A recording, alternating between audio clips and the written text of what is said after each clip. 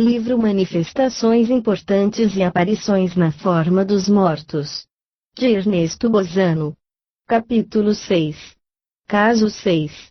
Como se fez observar na introdução do presente trabalho, o significado dos casos de aparições de mortos pouco depois de sua morte, ao mesmo tempo que diversifica radicalmente pelo significado metapsíquico dos casos de identificação espírita fundados em informações pessoais fornecidas pelos comunicantes, vale igualmente para fornecer ótimas provas nesse sentido, e isso cada vez que as aparições dos mortos venham convalidadas por provas especialíssimas, como nos episódios precedentes, ou venham percebidas coletivamente ou sucessivamente por várias pessoas, como no episódio que me disponho a trazer.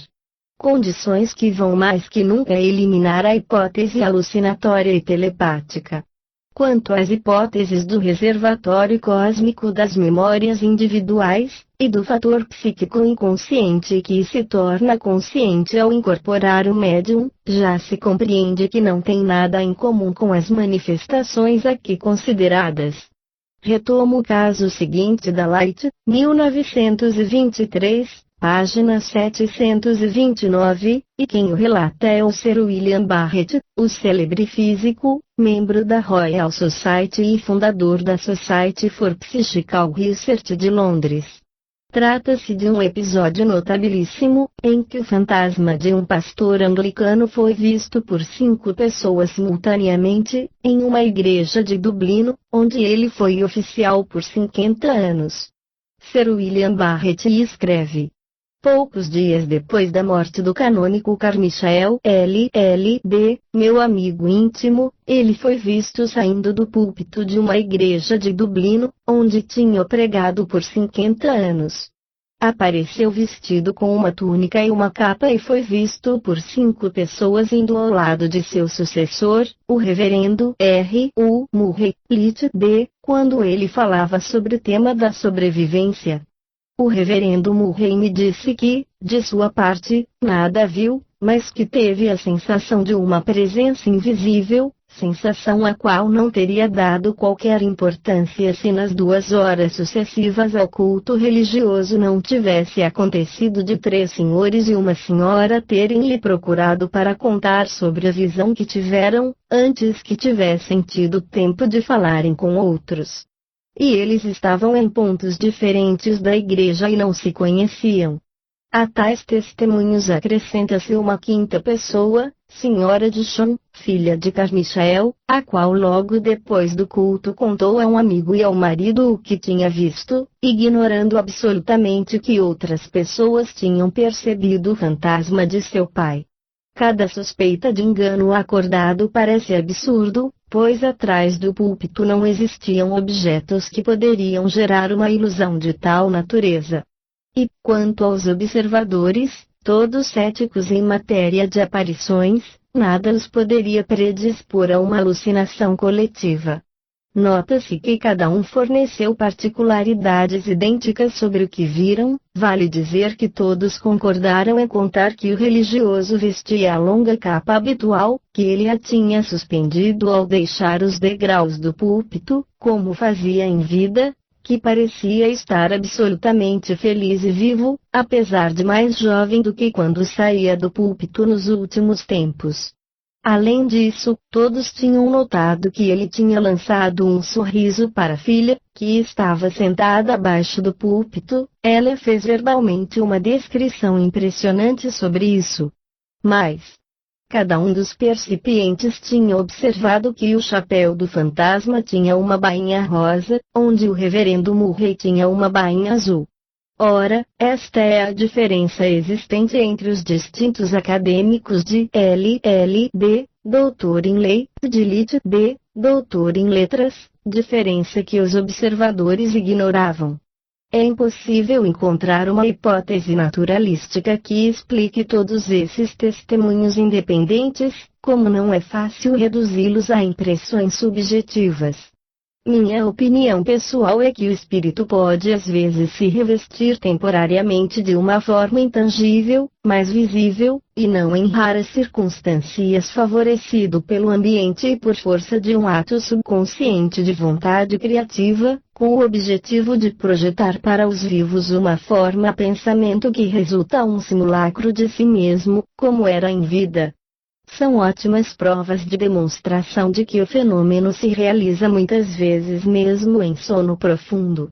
Tudo isso parece maravilhoso e incrível, mas a criação de um menino no seio materno não é menos maravilhosa e incrível, se observar que a influência inconsciente da mãe direciona as moléculas tangíveis da matéria para a construção de um simulacro físico e mental dos próprios antepassados. Essa última consideração do professor Barrett merece ser assinalada antes de partirmos para a análise do importantíssimo caso. É a mesma consideração sobre a qual insistia frequentemente o professor Richet a propósito do que ele denominava o inabitual fenomenal, que tinha por efeito desconcertar o critério dos ignorantes e dos cultos de modo irracional, onde, depois, aqueles não tinham se maravilhado em nada, como se compreendessem muito bem, com o milagre de um ovo de galinha, do qual, depois de 21 dias de choca, sai um pintinho vivo, revestido de finíssima penugem que saltita piando festivamente ao redor da galinha. A força do hábito obscurece no homem o milagre da vida. Porque, se assim não fosse, nós deveríamos, ao contrário, maravilhar-nos por existir e não mais por possuir um espírito que sobrevive à morte do corpo. É, de fato, evidente que o milagre da vida é infinitamente maior do que aquele complementar e filosoficamente racional da continuidade da vida, sob forma qualitativamente diferente, depois da crise da morte. Basta. Passo às análises do caso referido por Sir William Barrett, relatado em primeira mão. Vale dizer que o morto era seu amigo íntimo e não tinha contado diretamente as particularidades dos dois protagonistas. A filha do morto e o reverendo Murray. Este último, de fato, tinha tido a impressão de uma presença a seu lado, enquanto simultaneamente 5 percipientes observavam naquele ponto o fantasma de seu predecessor. Nenhuma dúvida com relação à autenticidade dos fatos, que resultam positivamente acordantes. Deve-se, por conseguinte, explicá-los, e se tal tarefa parece simples na hipótese da intervenção real do morto que se manifesta, resulta, ao contrário, impossível para qualquer hipótese naturalística. Viu-se que Sir William Barrett traz consigo posições teóricas fortíssimas, no sentido espírita, do caso em exame. De fato, quando se exclui a hipótese absurda de um engodo acordado entre os 5 percipientes e o reverendo Murray, quando se considera demonstrada a autenticidade dos fatos, então fica evidente que as únicas hipóteses naturalísticas aplicáveis em tal contingência são a hipótese alucinatória e a telepática, as quais não resistem à prova dos fatos.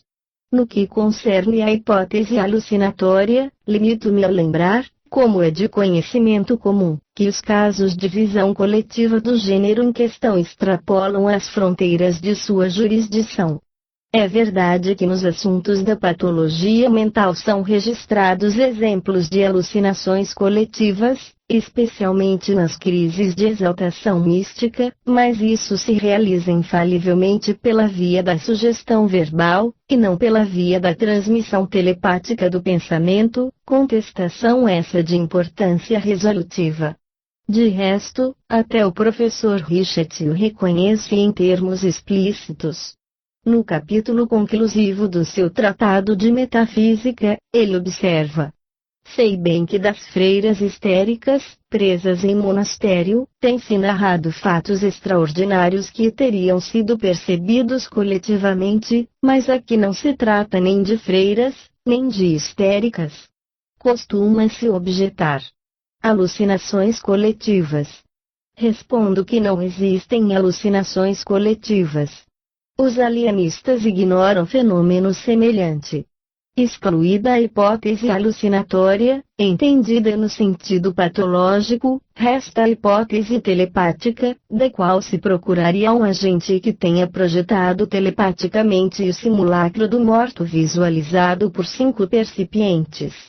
E aqui se encontra logo de frente uma dificuldade teórica insuperável, a de que nos casos de telepatia entre vivos se tem infalivelmente que o agente transmite ao percipiente o simulacro de si mesmo, jamais o simulacro de uma terceira pessoa.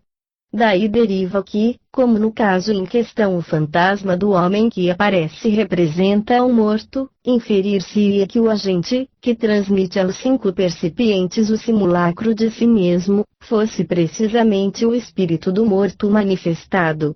Como se vê, induzindo e deduzindo a lógica, entramos sem querer em plena hipótese espírita, e também se deveria acrescentar que a hipótese espírita é o complemento necessário da telepática, porquanto seja verdadeiro, como indubitavelmente é verdadeiro, que a telepatia é uma faculdade espiritual, quando, também a priori, dever-se inferir que a mesma se manifeste somente em via excepcional entre seres vivos e, por outro lado, que tenha de funcionar em via perfeitamente normal entre espíritos desencarnados e encarnados, manifestações dos mortos.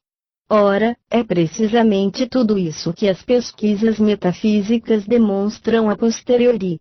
Acrescente-se que uma outra lei fundamental dos fenômenos telepáticos intervém para convalidar maravilhosamente as conclusões expostas, e que não podem ocorrer transmissões telepáticas à distância entre 2 pessoas que não se conhecem, ou, em outros termos, que entre o agente e o percipiente devem previamente existir relações pessoais de alguma natureza. De parentesco, de amizade ou de simples conhecimento, já que somente em decorrência de tais relações é possível estabelecer entre 2 pessoas a indispensável relação psíquica, a qual, no âmbito dos fenômenos metapsíquicos, corresponde ao que no âmbito dos fenômenos elétricos se denomina sintonização entre 2 estações de telegrafia sem fio, sintonização que consiste no fato de haver previamente ajustada a estação sobre mesma comprimento de onda elétrica.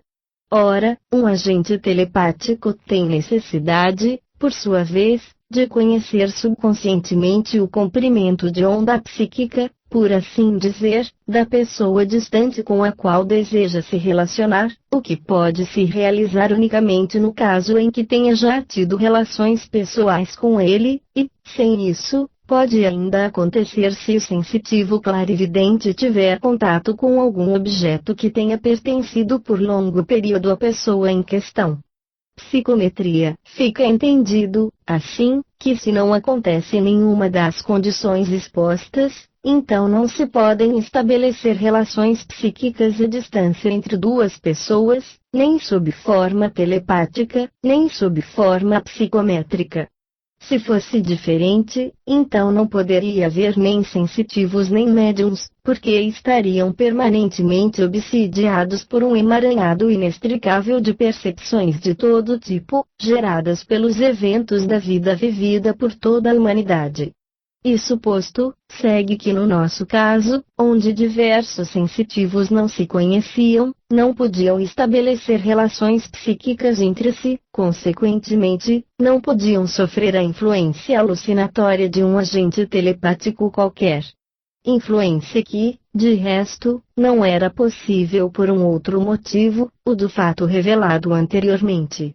A telepatia sendo o resultado de um fenômeno espontâneo de expansão sobrenatural do próprio espírito, obtém-se que o agente projeta ao percipiente o simulacro de si mesmo, e não o simulacro de uma terceira pessoa. Sem contar que quem propusesse a hipótese telepática entre vivos nos casos expostos, regaria plenamente na outra hipótese da alucinação patológica coletiva, a qual, como afirma Richet, é ignorada pelos alienistas, pois não existem senão sob forma de sugestões verbais e nunca sob forma de sugestões telepáticas à distância. Como se vê, as argumentações contrárias à hipótese alucinatória e telepática se encaixam curiosamente umas às outras, no sentido de se reforçarem mutuamente. Na verdade, propondo-se a tese da telepatia entre vivos no caso em questão, implicar-se-ia a possibilidade das alucinações patológicas coletivas, as quais são ignoradas pela psiquiatria, enquanto que a existência de uma alucinação patológica coletiva de origem telepática estaria em contradição com a regra fundamental com a qual se extrinsecam as manifestações telepáticas, em que vem constantemente transmitido o fantasma do agente, nunca o de um terceiro. Portanto, deve-se concluir que o fantasma telepático que apareceu para os 5 percipientes era um fantasma objetivo, ou seja, uma forma pensamento, para usar a designação de Barrett, de que se revestiu temporariamente o espírito do morto com a finalidade da identificação pessoal. Nesse caso, até a sensação de uma presença que o reverendo Murray experimentou, bem como localizou no mesmo ponto em que os outros viram o fantasma, concorreria validamente para demonstrar a real presença no ponto de um fantasma fluídico intangível, mas perceptível aos olhos dos sensitivos. Resta revelar que as manifestações da natureza exposta resultam absolutamente independentes da hipótese do reservatório cósmico das memórias individuais. De fato, mesmo admitindo que no reservatório em questão, junto às memórias individuais de todos os mortos, conservam-se os simulacros dos mesmos, dever-se inferir necessariamente que tais simulacros existam naquele meio em estado inanimado, pois se tratasse de simulacros animados, agentes inteligentes, então se veria afirmar a sobrevivência de entidades espirituais verdadeiras e a hipótese do reservatório cósmico se identificaria com a hipótese espírita. No entanto, viu-se que o fantasma do morto aqui considerado não era um simulacro inanimado desde o momento em que foi visto subindo as escadas do púlpito e ficar ao lado de seu sucessor, e dirigir um sorriso à própria filha. Circunstâncias inconciliáveis com a existência hipotética de um reservatório cósmico de simulacros inertes de mortos. Quanto à hipótese do fator psíquico inconsciente, compreende-se que não há nada em comum com o caso em exame.